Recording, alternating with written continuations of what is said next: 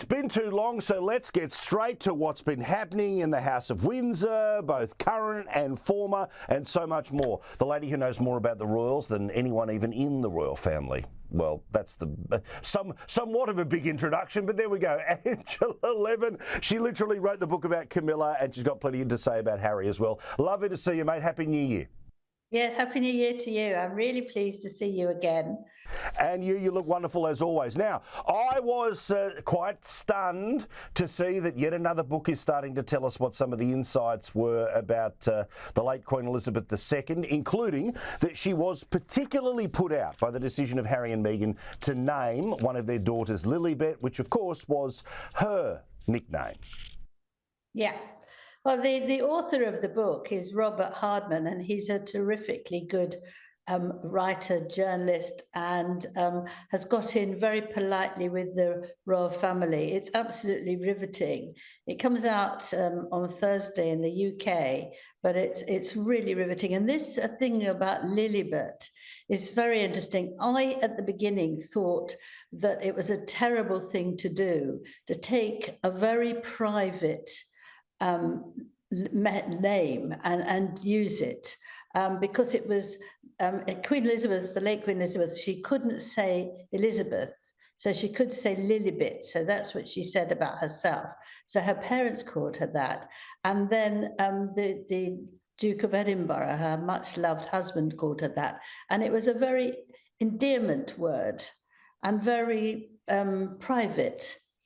And couldn't believe that Harry and Meghan said gave for them the go-ahead and it would be all right. Partly because Meghan had already put the name down of Lilibet Diana on a domain on the internet. And that meant quite obviously that in the future she would want to use that name to buy things, to promote programs and all those things. And it would inevitably draw the Queen into that, which I thought was beyond rude. So this aid, and one must remember that Robert does not just shove things down. He's well in with everybody there, knows what he's saying, that the Queen was upset. And she said that I don't have palaces and I don't have paintings, and now I don't have my name. And one of the aides said that she has never seen the Queen in all her many years being so angry. And I think people have said, oh, well, Meghan wanted to be friendly. I think quite the opposite. I think she wanted to get her own back. And I think this was number 2, which followed that incredibly phony, exaggerated curtsy that she did on Netflix when they did a 6-hour boring moan about their lot. I think that it was something she wants to get her own back, and she wants to be nasty because she does still feel, she keeps on about feeling that she wasn't treated in the way she wanted to be. The way she wanted to be was Queen, because she doesn't like being second, third, fourth, and certainly not 6th in line for anything.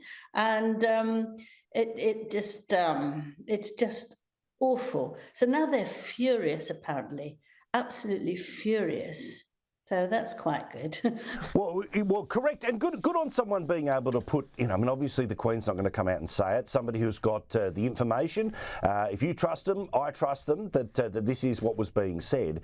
But it is also the insight too about the private versus the absolutely intimately private, and how Meghan either didn't know the difference or didn't care. And that's somebody who rolled into a family as opposed to was respectful of the family that was there before she turned up. Yes, that's true. I mean, I do know that it was very, very difficult for her to change countries, to live in a family that was unknown anywhere else in the world, and to fit in. But a lot of people were trying to help her. The now Queen Camilla tried to help her. She wasn't interested. And the now Duchess of Edinburgh also tried. She wasn't interested. Harry told me when I did his biography that he was trying to tell her as much as possible about what is okay and what isn't. But she didn't really want to know. I mean, my view really, in a way, is that Omid Scobie, who's written the two awful books where they've slated the royal family, is talking on their behalf, and that Robert Hardman is talking on the more dignified half of the royal family, because they have obviously kept quiet all the time. They don't feel it's appropriate for them to say things about it and get involved in an argument. So it's been passed on to him. And I think this is what he's doing. They're fed up with them going on and on and on and being really unpleasant. So they're actually showing what is perhaps true and what isn't. But what is nice to see is that the name Elizabeth, the far more publicly known way of referring to the late Queen, is now being spread amongst the family as an important middle name. Yes, nearly all the children have got that as a middle name.